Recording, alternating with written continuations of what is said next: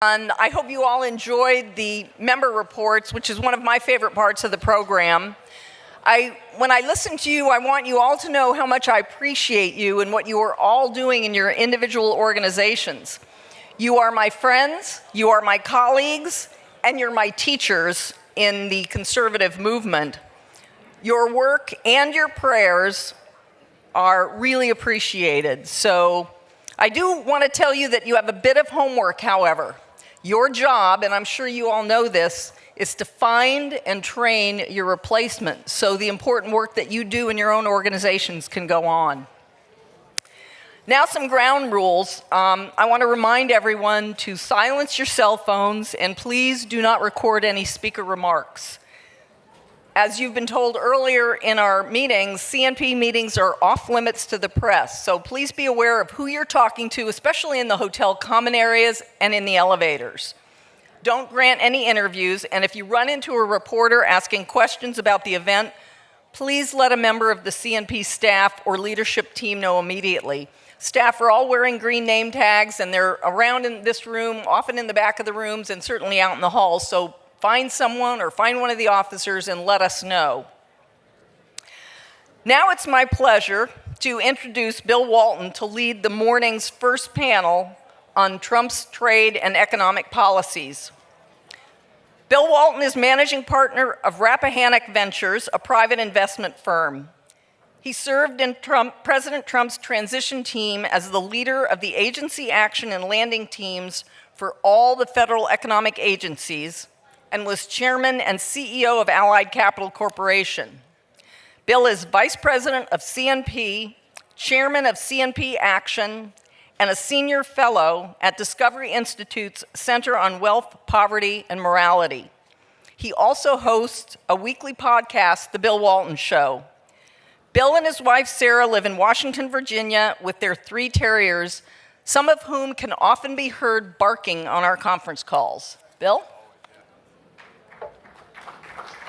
Sandy.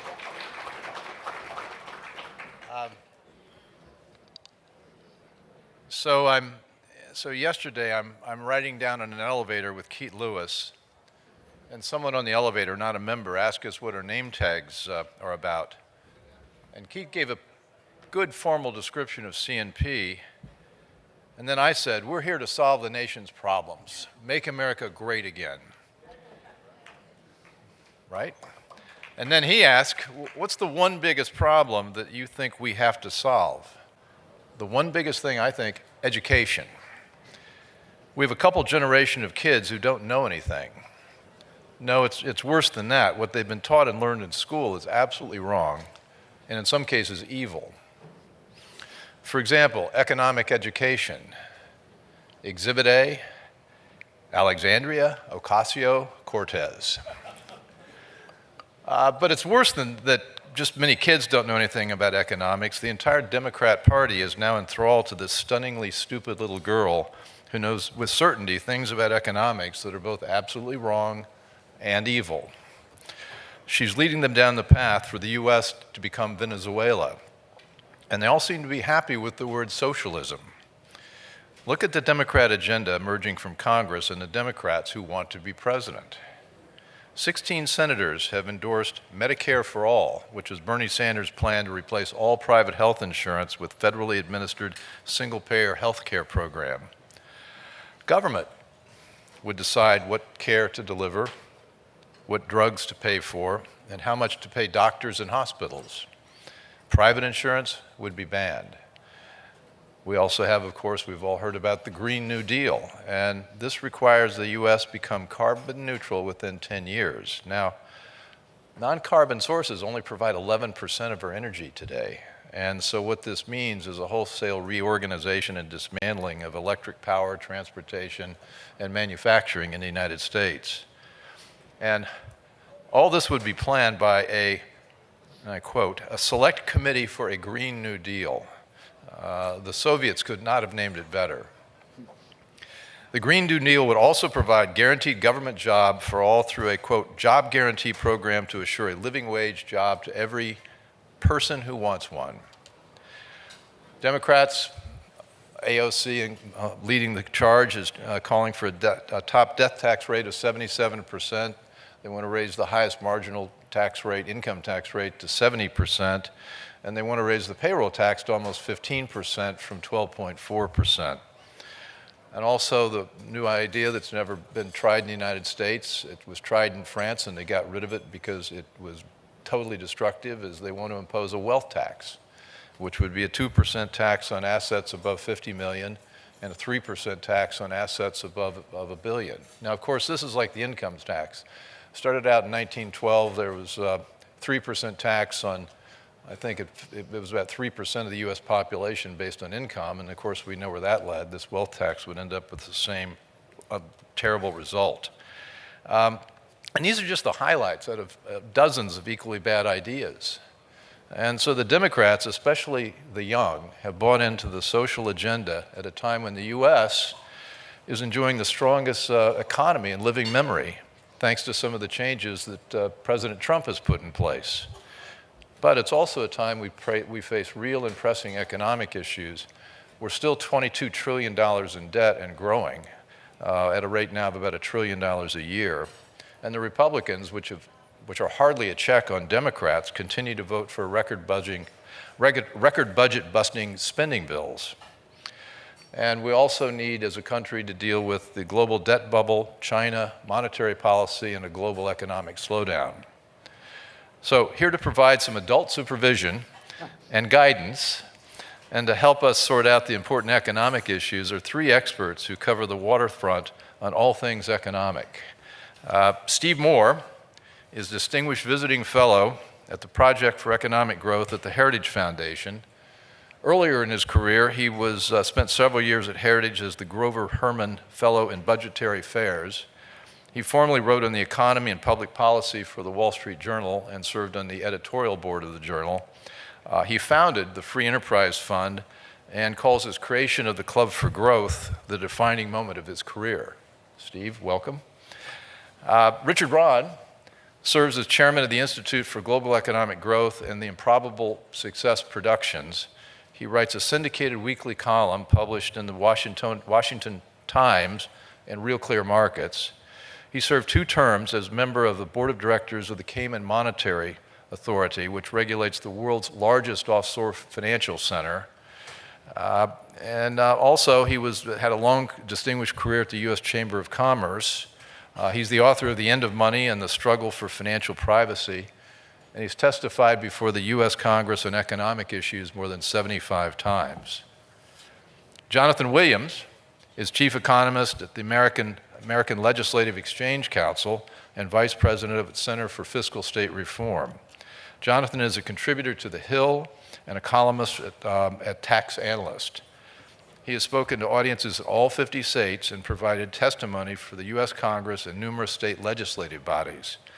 His work has been featured by the White House, Congressional Joint Economic Committee, and the U.S. House Committee on Ways and Means. He is a recipient of the Ludwig von Mises Award in Economics. Jonathon, welcome. We're going to kick this off. Steve's going to talk a bit about the Trump economy. Richard's going to give us an overview of where we are globally, and Jonathon's going to tell us what's happening in the States. Steve? All right. Good morning, everyone. Thank you so much for inviting me back to CNP, and thank you so much, Bill, for mentioning my new book, Trumponomics. So if you haven't gotten that, if you want to stimulate the economy, go to Amazon and buy that.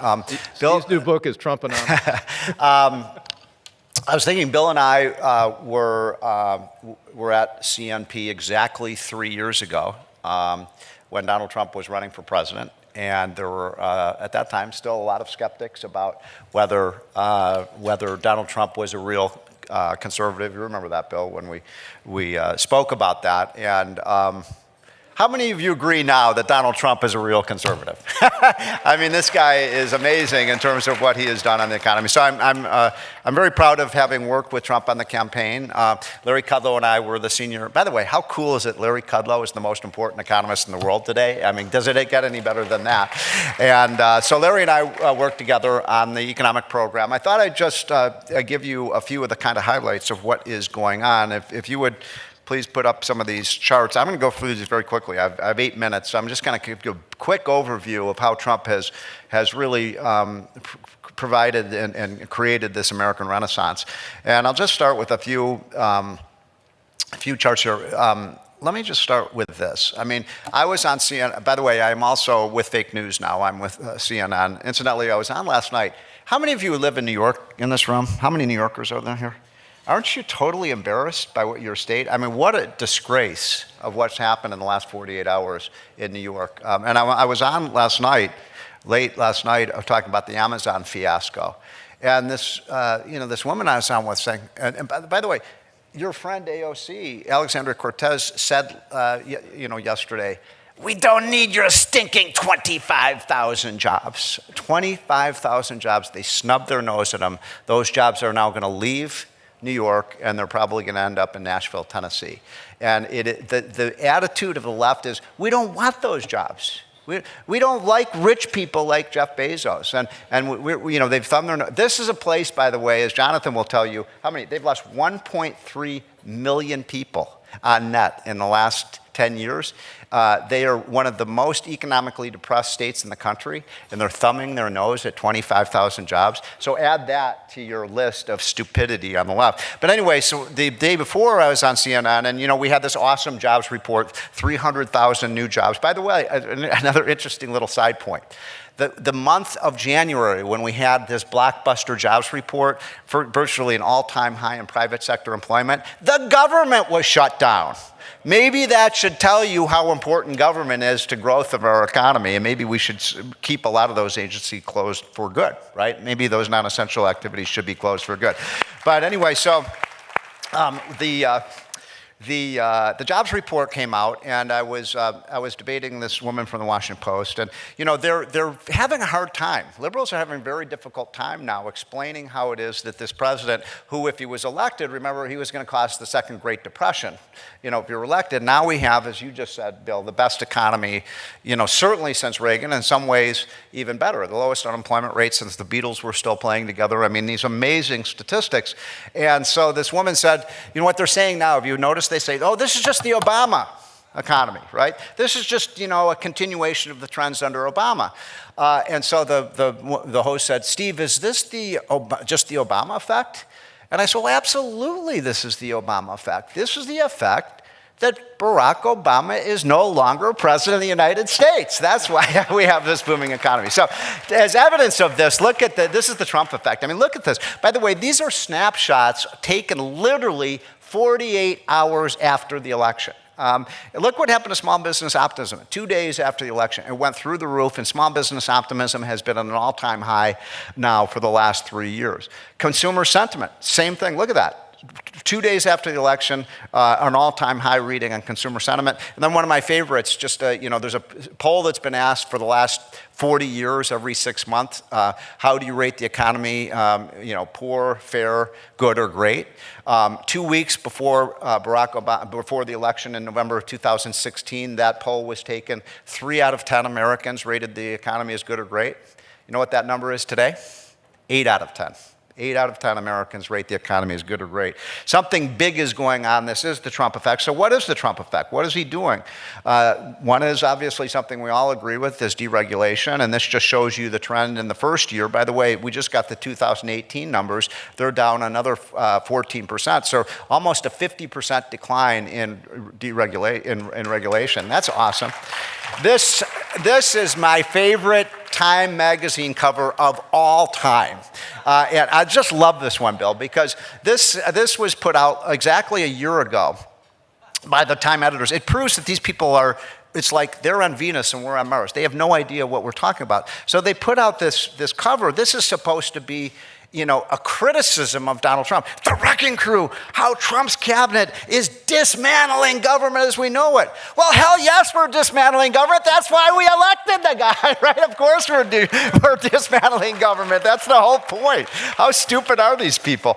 Okay, so then on trade, Richard and I are going to have a little discussion on this later, but I'll just say this. I came around to, when Larry Kudlow and I first met with Donald Trump 3 years ago, we had a debate with Donald Trump about trade. We're free traders, and he's more of a trade protectionist. And I remember we said, Donald, you're a trade protectionist. He slammed down his fist and he said, I'm not a trade protectionist. I believe in free trade. I just want a level playing field, and I want to make sure these other countries are playing by the rules. And I'll kind of submit this to you, Richard, because I want your response on this. I mean, when I started looking at the evidence, it turned out that Donald Trump did have a point. And what you're looking at here is from the Council of Economic Advisors, our friend Kevin Hassett. And it shows that the United States does have virtually the lowest tariffs in the world. I think there are two countries, Hong Kong and Australia, that have lower tariffs than we do. But it is true, we have free trade deals with a lot of these countries. And guess what? They aren't playing by the rules. Trump has a point here. And what we're trying to do, by the way, a project that we're kind of working on is I love this. Trump is saying, we'll go to zero if you go to zero. And by the way, the Europeans and all these countries, oh God, no, not zero. But look at China, by the way, and I'll just simply say this. I think Donald Trump deserves a lot of credit for being the first president in, 50, well, it's really only been a recent phenomenon since really the last 15 years. How many of you with me on this? And Donald Trump. China is no longer a friend. They are no longer an ally. They are an enemy and an adversary. Right? They are an enemy and an adversary, and everything they are doing is hostile to the United States right now militarily. What they're doing is dangerous and hostile. You're seeing they're hacking into our computer systems, the industrial espionage. They're stealing $300 billion of our technology every year. Donald Trump is fighting the right fight against China right now, and this is one that he cannot back down on. So I think this is the most important thing for the economy. Now, I'll tell you where I disagree with Donald Trump. Something that I think he's done that's been very counterproductive is these steel tariffs. The steel tariffs, look, Donald Trump's heart is in the right place. He cares about steel workers, and he cares about blue-collar workers in America. That's how we won the election. So you can see here, we have saved steel jobs, no question about it. He'll say, oh, look, a factory just opened up with 800 steel workers. The problem is, for every steel worker that we have in the United States, we have 50 manufacturers that use steel. And so we're actually losing more jobs in some of these industries than we're gaining because of the higher costs of steel. So I think those have been counterproductive. And then finally, and then I'll turn it over, by the way, how great is this story? The United States of America, for the first time in our history, is producing more oil and gas than we're selling. We are a net exporter of oil, and this nitwit AOC wants to eliminate that. I mean, that's probably 10 million jobs right down the drain.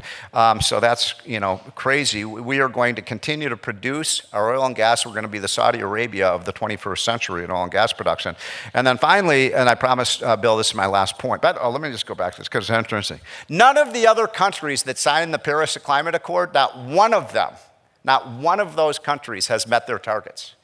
What country in the world reduced its carbon emissions the most in 2017? Anybody know? United States of America. Why? Because we have natural gas. Natural gas reduces global warming, and yet AOC wants to get rid of natural gas. What a nitwit. And then finally, and I'll just show you this last thing, and then I'll stop. This is the heart of what we did. We cut the business tax rate from 40 to 20%. You can see that the green pillars are the rates that are charged by every other country. The rest of the world was higher than we were in the 1990s. They've been aggressively cutting their tax rates. Why are they doing that? Because they love their companies? No, the reason they've been doing that was to steal jobs and factories from the United States, and they were doing it. And so we showed this very chart to Donald Trump. And we were at party, and we said, Larry and I showed, look, because Donald Trump likes to look at pictures, he doesn't like to read, and so we showed him this, and we said, look, we're at 40, they're at 20. This is a big problem. We've got to go to 20, And Trump looked at this. It was such a great moment. And Trump looked at this, and he said, no, I don't want to do that.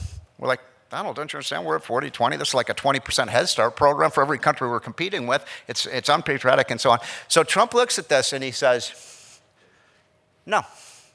Not 20, I want 15.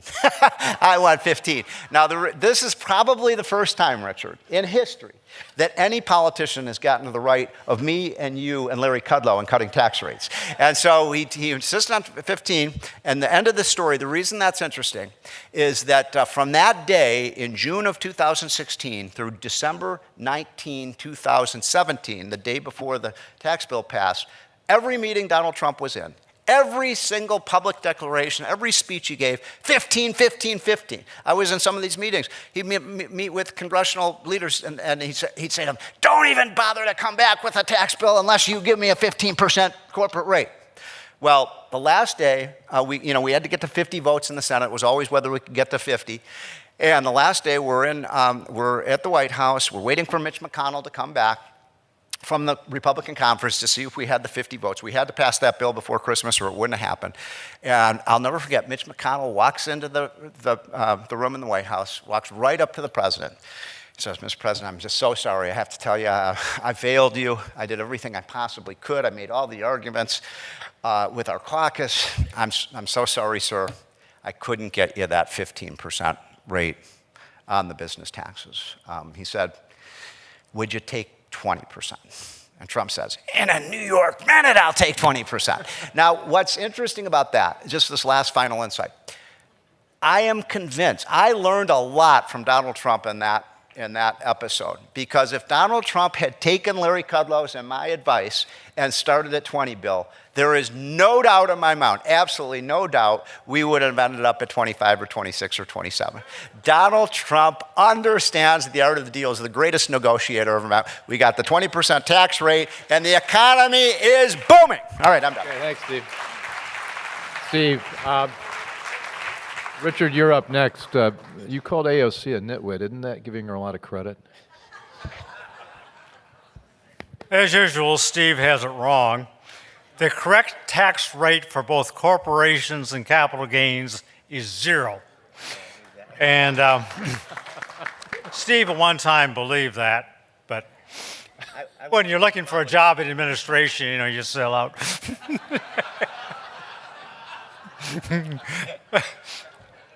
Steve and I have known each other many decades. We're good friends. And now the good news about AOC is that her policies, as Steve pointed out, are driving millions of New Yorkers elsewhere, Florida, a lot of other places.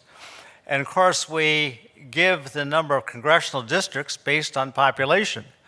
And with a little bit of luck, by the year 2020, when we do our new redistricting, New York will lose many more seats, and hopefully one of them will be hers.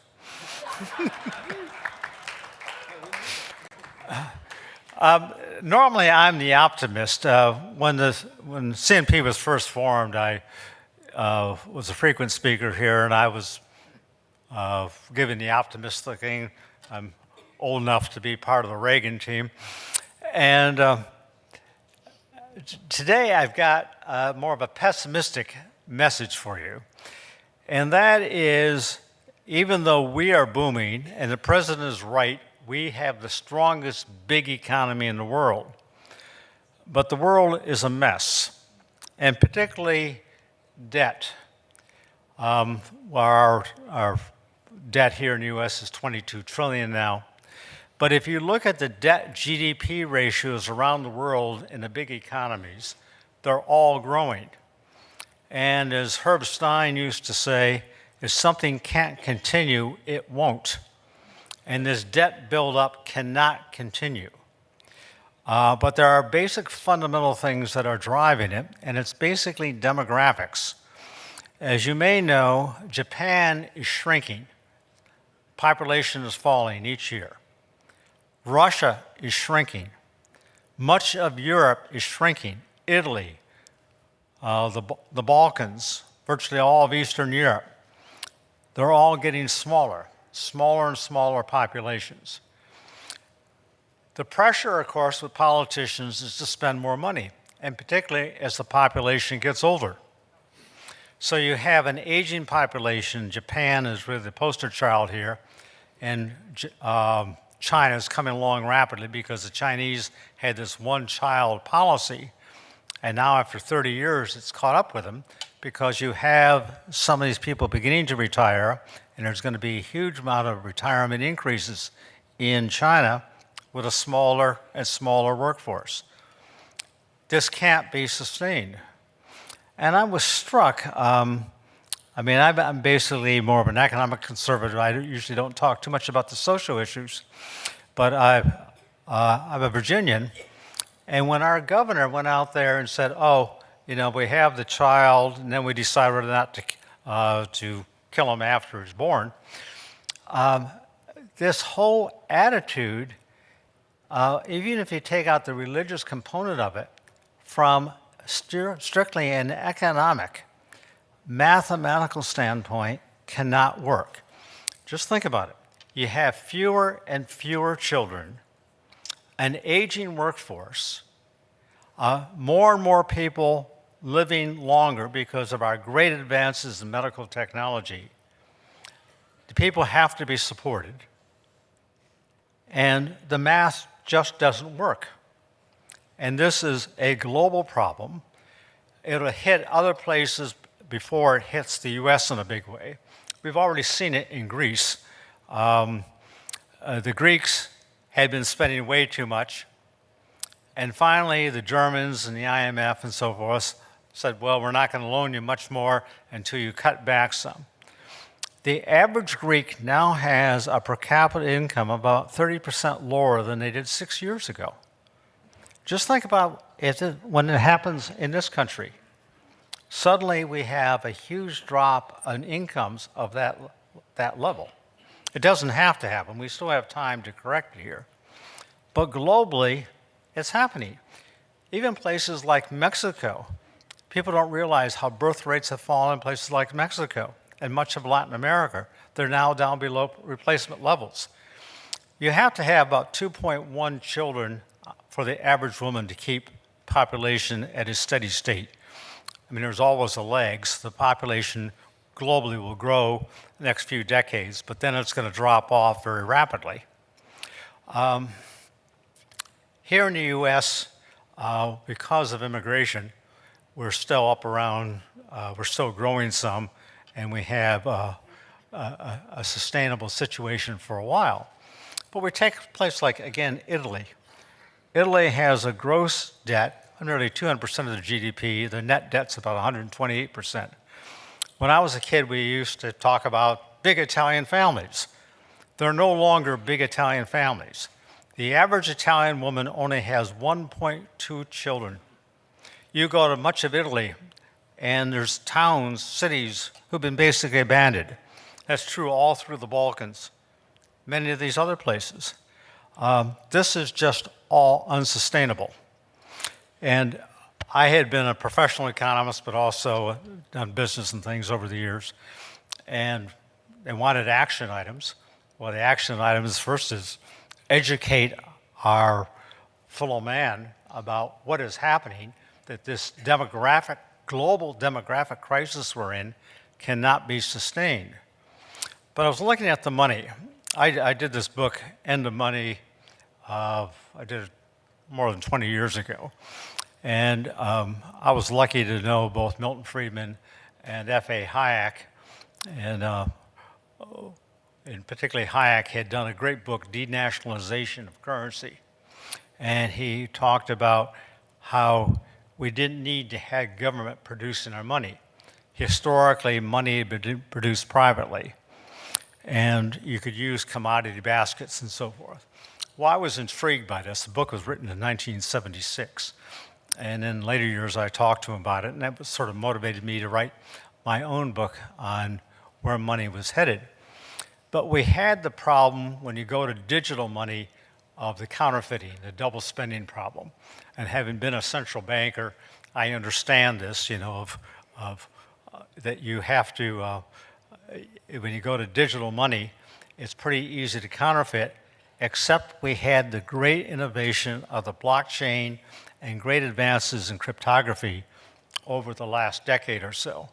So now we've basically solved that problem, and we can go to digital money.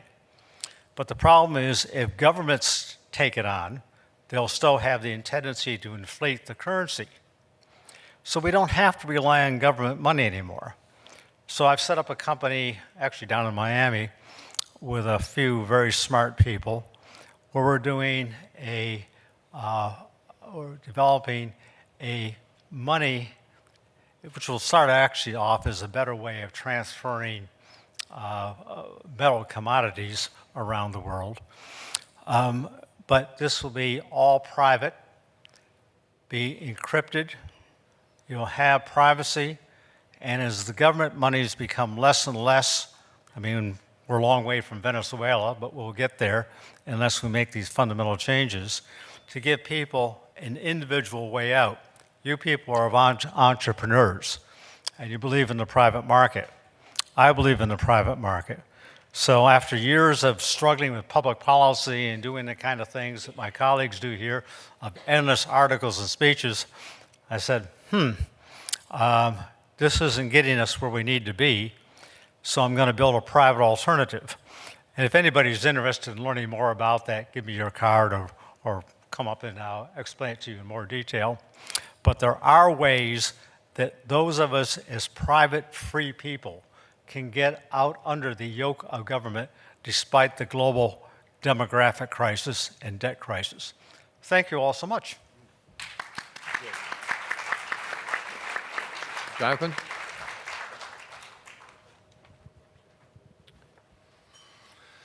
Well, good morning, everybody, and greetings from the land of make-believe, Washington, D.C., where we are based. And as Reagan would always say, Washington is an island surrounded by reality.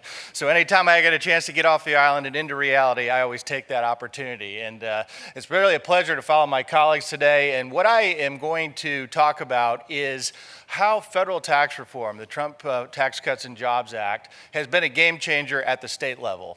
And that's where we spend a lot of our time as we are working with our 2,000 state legislators at ALEC.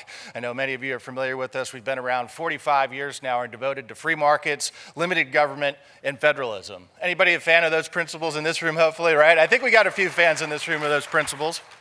So I have a few slides today I wanted to talk about and what we do and what we're seeing in the state level. Because guess what? The positive news, let me bring this back a little bit positive. Steve started, we were going to go back and forth. It's important to talk about the real issues out there, but there are some very positive stories going on at the state level right now. And, we have these 50 laboratories of democracy, and that's something God, really, I think, imparted in their founders the wisdom to create our system. When we go across the world and we're talking with foreign leaders, and their elected representatives, they are really puzzled by our system of federalism and that states have to compete for people. And when states compete, guess what? People win. And that's what we're seeing across the states. And what federal tax reform did, let me go into the weeds really quickly here. I promise I won't stay into the weeds. I'm a tax economist by training.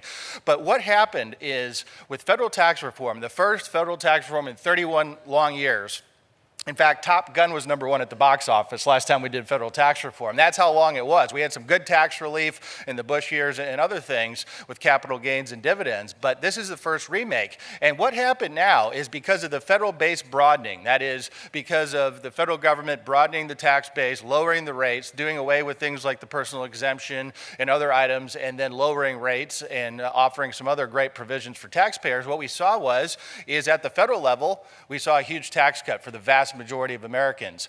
But how does that translate to the state level? The big thing at the state level is every state, the 41 states that have state income taxes, at least, start with federal taxable income or federal adjusted gross income to start their state tax calculations outside of Pennsylvania and a couple of other states. So when the federal tax base is broad, state tax bases automatically are broadened out. So if states do nothing, they have a huge revenue in a windfall that they're seeing. And that's exactly what we're seeing play out across the states this year. So state legislators that we work with are actually seeing major surpluses. So the battle today is over, do you spend the money or do you give it back to hardworking taxpayers? And that is the existential debate that we're seeing play out at the state level. And of course, one of my favorite economists, Thomas Sowell, always put that battle this way. What is the first law of economics? We have a scarcity of resources, right? But on the other hand, the first law of politics is to ignore the first law of economics, right? And so that's how it's playing out. And that, ladies and gentlemen, is a big battle at the state level. But the good news is, do we have people from, let's say, Iowa or Missouri here? Your two states enacted the largest tax relief in state history this last year as a direct result of federal tax reform, the base issues translating over the surplus dollars, We saw Idaho, we saw Georgia. Even Bernie Sanders' Vermont, by the way, cut income taxes this year because of the massive amount of budget surpluses coming in to the state. Isn't that remarkable that even Vermont is cutting taxes because of what this phenomenon meant at the Trump tax reform level? So let me get to a couple of slides. I had a piece in Drudge Report this week talking about the very issue that Richard raised, and that is when states are competing, who is winning when it comes to this competition for population? Here's over the last 10 years alone. I was actually just with Secretary Perry. The big winner is Texas over the last 10 years with the in-migration on net of more than 1.3 million Americans over the last 10 years. Isn't that incredible, what free markets, no income tax at the Texas state level, and so many other good policies do? And he said, you know what, the technical term for that is when Texas gains 1.3 million new people, that's a whole lot of new pickup trucks. And that is the technical term for Texas. And of course, Florida's not too far behind with almost 800,000, almost 900,000 in migration, North Carolina, Arizona, and Colorado. You notice a common theme to the governing philosophy in most of those states. Now, go over to the right side of the column, what is happening in the states of AOC and the states that follow really the formula that Ronald Reagan warned us about. If it moves, tax it. If it keeps moving, regulate it. If it stops moving, what? Subsidize it, right? And guess what? When the deal came to Amazon, New York had to give away for the same number of jobs. They split it, 25,000, Virginia and New York originally was the deal. They had to give away 5 to 6 times more than Virginia did for the same number of jobs. That is because their overall business climate is toxic. Clearly, their political system with individuals trying to shake down Amazon after making the decision is toxic. And of course, that's the reality, is they're losing people as they vote with their feet. California, we've got a few Californians I talked to here, nearly down 1 million over the last decade. I was just in Springfield, Illinois. Illinois is a state that is hollowing out, outside of Chicago especially, down over 700,000 over the last decade. And let me fast forward to what it means for the congressional seats. And we're going to get to the 2020 estimate. That's what my piece on Drudge did this week. But this goes back 50 years. And guess what? New York is down, because of this out-migration, New York is down 14 congressional districts on net over the last 50 years. That's probably a good thing there's not more AOCs roaming the halls of Congress, right? But it is incredible that they do not see the error in the way of the big government high tax philosophy. And of course, look at Pennsylvania, look at Illinois, look at those trends over the last 50 years of people leaving and the political consequences. Now, fake news economist Paul Krugman would come back and say, well, only people are moving to Florida and Texas because of the weather, right? That is, literally they will say that with a straight face, like legislators in state capitals can control the weather. But here are 2 places where the weather is so great that you never want to leave once you go. But what's happening in those places? Hawaii has actually lost more Americans than it's gained 8 out of the last 10 years. And we just talked about the California example. Folks, nobody moves from California to Texas for the weather, right? It just doesn't happen that way. But why are people leaving California? And that is the big answer that we need to get to and explain why conservative ideas are winning in this race for people voting with their feet across states. And here's what the 2020 likely map looks like as of the most recent census numbers that just came out. We're getting awfully close to the 2020 census when this becomes official. But the big winners of 2020 will be Texas, which will gain 2 to 3 new U.S. House seats. Florida will gain 2 new congressional seats at least. And then Arizona, Colorado, Montana, North Carolina, and Oregon will be the other seats that have gained, states that will gain seats. And the losers, by the way, New York and Illinois are going to be the big losers of 2020, losing at least 1, if not 2 seats per state in this census. And of course, many other states there. Rhode Island, interestingly enough, this will be the first time in state history since 1790 that they will be down to 1 U.S. House seat because of the out-migration and the bad policies that have come out of a state like Rhode Island. And if it wasn't bad enough, here's some survey data that I believe Gallup did, that they surveyed residents of Connecticut and New Jersey and other high-tax states and said, if you had the opportunity to leave your state and go someplace else, would you? And it turns out that 50% nearly in Connecticut and New Jersey would leave if they had the economic opportunity. And one of the key findings we put together, and we're passing around free copies of our book, Rich States, Poor States, that I author with Steve Moore here and Arthur Laffer, is just how much income taxes matter. We talked a lot about the big winners and the big losers in this race for competition, and what federal tax reform really set off is more competition. And it turns out, though, that the states that avoid personal income taxes are down the ride. Here, this is a 10 years worth of data. This is not cherry picking 1 year worth of data, whether you look at gross state product growth, population growth, job growth, or, by the way, even tax receipt growth. The no-income tax states are winning in this race. And it gets back to the great Jack Kemp, the hero of tax reform of the 1980s, would say the way to raise revenue and to be sustainable with your budgets is not by raising tax rates, it's by increasing the number of taxpayers coming into your state.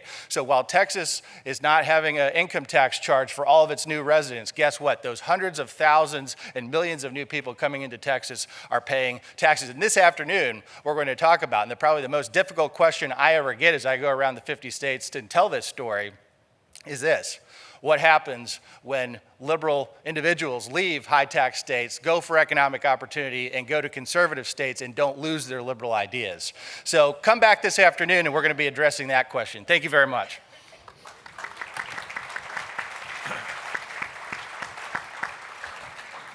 And this afternoon, we're going to be talking about the red states and their immigration laws and keeping blue state people out. Steve suggested a wall. Could we keep all the mics on? Because I think these folks are going to want to interact. Something that really hasn't been brought up is the labor market. And Orrin Cass has written a book recently and in it, but he says that in our economic policies that are pushing for growth and high GDP and lower cost goods and things like that, that we've forgotten the labor market. And that one of the reasons that Donald Trump is president is we've got lots of people in lots of states that had great jobs 50 years ago and they don't now, and our economic policies have not really addressed that. I'm not arguing income inequality here, but I am saying there have been a lot of job losses, a lot of people out of the labor force. What do we do about that? Well, let me start on that. First of all, when I talked about how great the Trump economy is, if you just want one statistic, because this one just blows me away, and liberals have a hard time explaining how this happened. Today in the United States, according to the latest Bureau of Labor Statistics, we have 7.2 million more jobs than people to fill them. Has that ever happened in the United States, ever? 7.2 million, that's larger than the entire population of Indiana or Missouri. So we're talking about a huge surplus of jobs today. In fact, everywhere I go, Bill, I'm on the road everywhere. I'm on the road 2 or 3 days a week. I go everywhere from Orlando from Portland, Oregon to Portland, Maine, to Denver, to Nashville, to San Francisco, San Diego, even cities like Detroit and Cleveland. A couple of just interesting observations. Right now in the United States, we're in the midst of the biggest construction boom in the history of the United States. Never seen anything like it. I mean, every city you go to, all you see is buildings being erected, factories being erected, and it's a burst of optimism. People feel good that we replaced a community organizer with a businessman, and that was a pretty good trade, right? And so now we have this constraint, Bill, which is we are running out of workers. Now, there's two problems here. One is that, a lot of the jobs today require skill sets that Americans don't have. We're educating people. We're paying $200,000 a year for a college education, and they're coming out with degrees that aren't very valuable. It's a shame. I mean, a good friend of mine, Bob Funk, who runs the biggest employment agency in the United States, says anyone who has a useful skill, who actually knows how to do something, you can find a job in 48 hours. In the United States. Well, so does that lead us to what a smart immigration policy? Yeah, so no, what we need is, what is the solution to this? Number one, look, I don't believe we're actually running out of workers. There's 10 million Americans of working age that could be and should be working that aren't working. And then the question is, why aren't they working? And one of the reasons is because we've had, under Obama, basically we replaced work with disability payments, food stamps, Medicaid, all these programs. Every single government program, every single government welfare program should have a work requirement, right? Every single one of them. And by the way, we flinched on this. When we passed the food stamps bill this past year, Republicans flinched on this. Yeah. And so the other thing we need is we need more skill-based integration. Richard, Jonathon, you want to weigh in? Yeah, it's interesting that you got all these people saying, well, we're going to robots and AI. Exactly. And this is going to cause millions or tens of millions of people to lose their jobs. If you go back through history, the same arguments were made in England in the 1750s. Cyrus McCormick invented the reaper in Virginia, I think it was 1823. And this was going to destroy the labor market. 90% of Americans worked on farms. Well, of course, all these innovations create many more jobs than they destroy. No doubt. And I mean, I look around the group here, I expect that some of you might be older than 65. And I expect that a number of you who are older than 65 still do productive things. I'm going to point out a couple of my colleagues, Richard Viggory and Ed Meese. We're a part of a little dinner group in Northern Virginia. And virtually none of I don't think anybody in the dinner group is less than 65. But all of them are doing productive things. And the wonderful thing about technologies, it enables us to continue to work, the kind of work we enjoy. Now, when I was a kid, I worked on construction gangs here in Florida. I don't want to go out and haul concrete blocks anymore. I got to do about 2 a day. And I hated it when I was 15. But there's all kinds of work that most of us enjoy that we do. And we're adding to GDP and making lives better for our fellow man. So technology is actually work expanding rather than work contracting. And I know that's counterintuitive, but don't worry about the new technologies. They'll create many new jobs. Yes, we won't have as many truck drivers. Trucks will become automated. But those truck drivers will actually do more productive things. So can I have one other quick thing about this? Well, This is a really important topic. It's just I've neglected to mention one thing. You know, you're talking about older people. Actually, if you look at the labor force participation rates, because I've been doing some analysis of this, actually older people actually have a higher labor force. They're people when they were at age 55, 60, 65, 70, 75 actually are more likely to be working today than they were 20 or 25 years ago. Here is the cancer cell in our economy right now. The big decline in the labor force, and when you said hauling around concrete at the age of 15, the big problem we have right now is that young people are working at much lower rates. And that is a big economic problem, Bill, because I've been looking at the economic research. The earlier you start working, the higher your lifetime earnings. This idea that we should have 13-year-olds working. I mean, seriously. When I was at the Wall Street, and a minimum wage that keeps. But look, when I was at the Wall Street Journal, we had so many successful people coming in of all areas of life: business, finance, art, music, sports, whatever area. And I'd always ask these people, about their past. Where did you grow up? And what was so interesting, I'd see over half of these extremely successful people, where they grew up? On a farm. On a farm. You know why that's interesting? If you grow up on a farm, you start working when you're 11 years old, right? If not easier. Jonathon, so we have got to get young people working. I want to add one thing to that. Steve, just a moment. We got to get Jonathon. Got to get a word. One quick thing here. When I was 16, break out into chaos. I worked on a dairy farm. Yeah. And I don't know if you ever worked on a dairy farm, but more than anything else, that convinced me I wanted to get an education. Exactly. I didn't want to haul hay bales anymore. It was a wonderful experience. Yeah, and I had the same experience you did.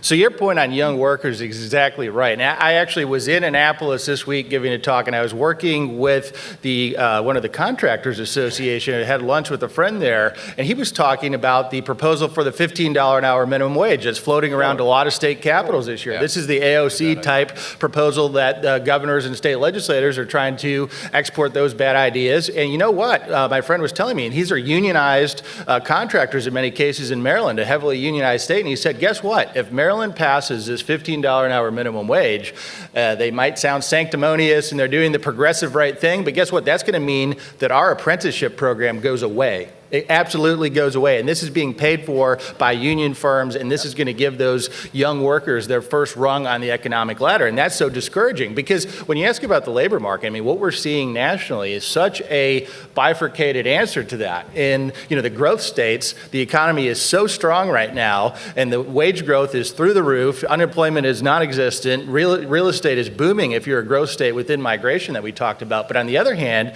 if you follow that approach of big government states that are losing population, one of the things that's always stood out to me is the disincentive that big government programs place on work. And there was a statistic done, I think it was by the Pennsylvania HHS secretary under the last Republican administration, that he pointed out that to break even, a single mother with one child would need a job around $70,000 a year just to break even. Otherwise, it's more valuable to that person to stay on government benefits and not enter the workforce. Folks, that's the problem. Economics 101, right? Hey, Jonathan, what about labor mobility? What about people moving from state to state? Is that slowing down? Question on that, Bill? Go ahead. Yeah.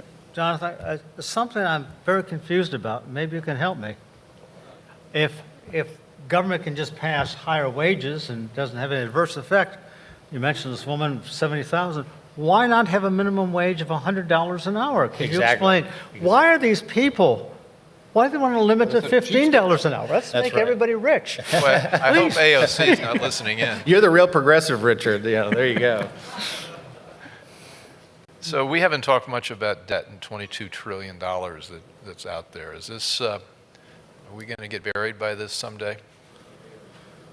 Well, with debt, think about your home mortgage.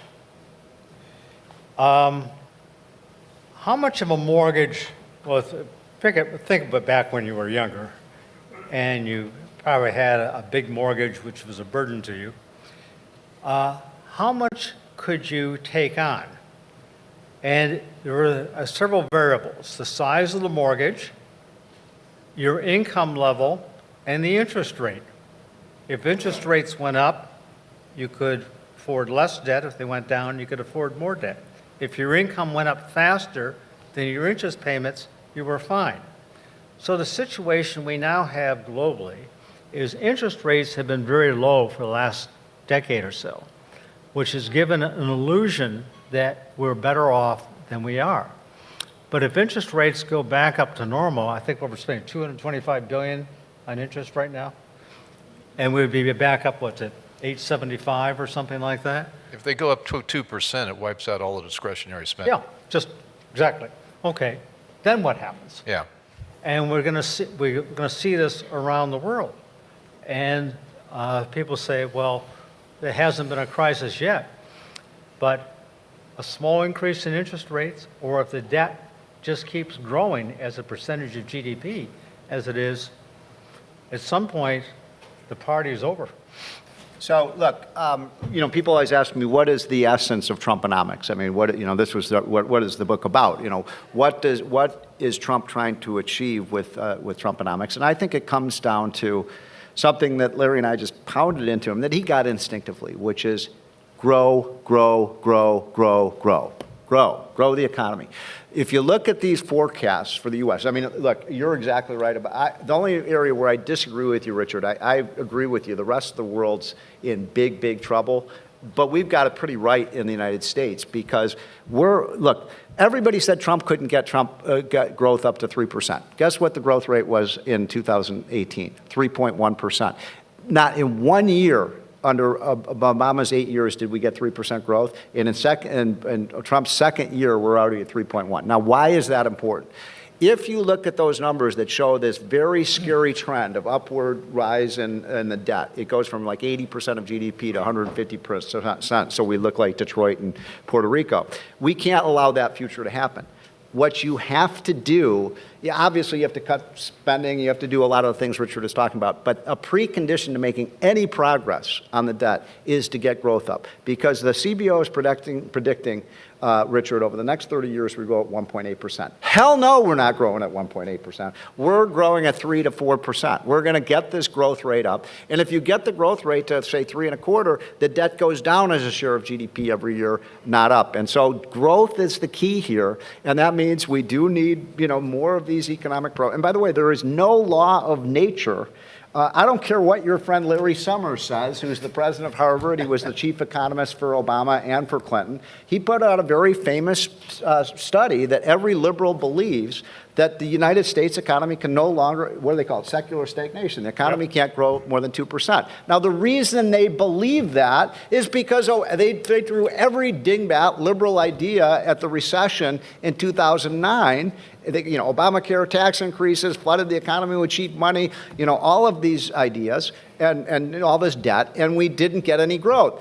So their idea is, look, if the Messiah couldn't get us to 3% growth, how is Donald Trump going to do it? Well, he's doing it, and we can stay on that path of growth, and that's going to alleviate the problem. And then we just have to start cutting some government spending. We have to start cutting government spending. So let me explain why Steve is wrong.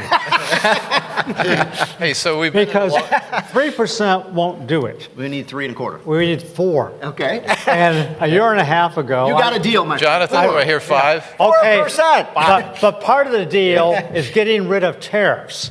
And I did a piece a few weeks ago about the uncertainty tax of Steve's and Larry's tariffs. I guess Trump had something to do with them too. But the fact that business people, some of you are business people, you don't know what your tariff is going to be, that reduces the incentive to invest more and hire more. And Steve, when you get back to Washington, sit down with Larry and Donald and Kevin and say, get rid of these tariffs, make a big announcement, unilateral free trade. We're not going to have unilateral, but we are going to. That'll get you 4%. Richard, You don't want to. Here's my prediction, folks. We are going to get a trade deal with China. Trump is going to win on China. Trump is going to cave in on this. We're going to see them reducing their tariffs and their trade barriers against the United States. We're going to sell more stuff to a country with 1.2 billion people. Once we get that trade deal done, you think the economy and stock market is strong right now? The economy is going through the roof if we get that trade deal done. It really is. Well, but what do we do about China? I mean, the China issue is much more than just trade. The China issue is, stealing our technology, spying on us, doing everything. I forget the Russians. The Chinese are probably in this room. I know I'm being surveilled by the Chinese Communist Party because I've done some shows on China. That's a bigger issue than trade. Have you guys thought about that and how that plays? And because my fear is the Chinese are going to agree to a trade deal with Trump now to just kind of get him off their backs, and then when he's out of office, they're going to go right back to the same bad old stuff. I'll make one quick observation about it. Look, this is everything. Trump has really kind of staked his presidency in getting this trade deal done with China. He will hit them with a 25% tariff if they don't come forward with a deal.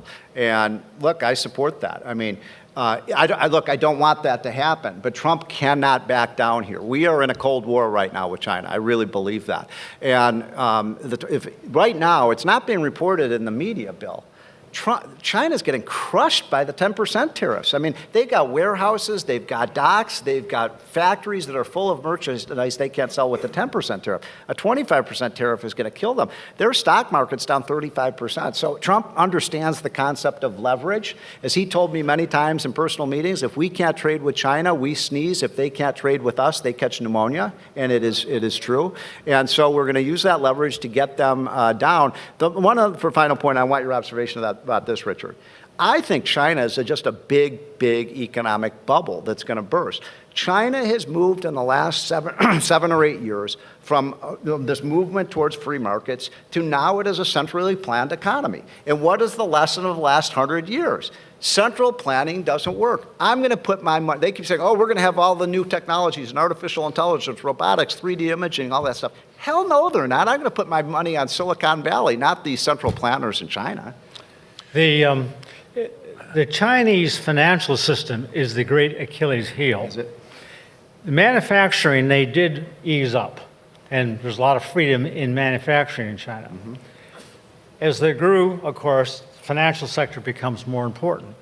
Most of the banks are state-owned or at least state-controlled.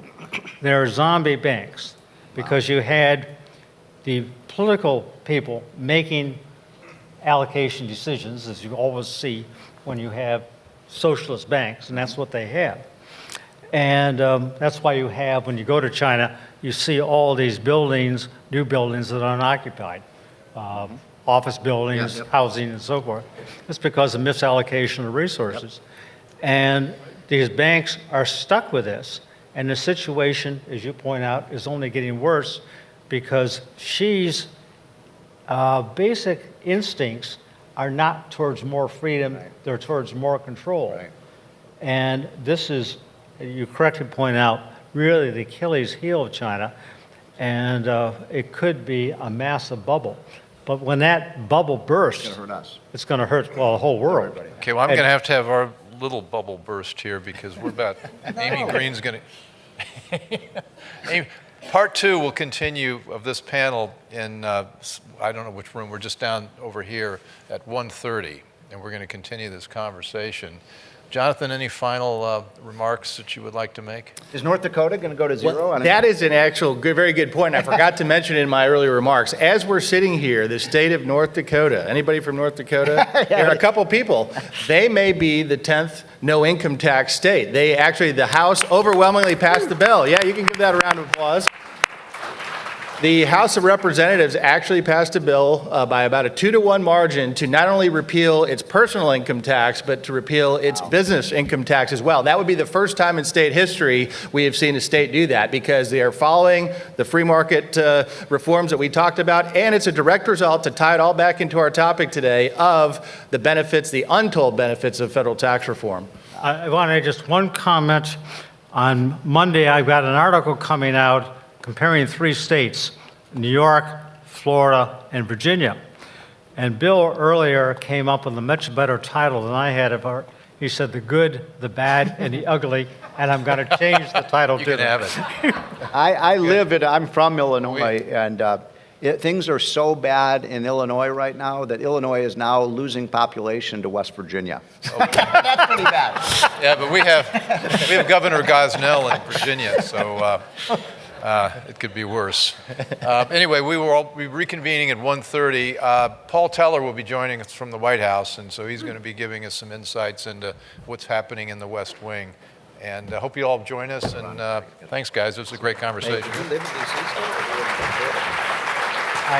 My legal residence is still in Great Falls, but since December,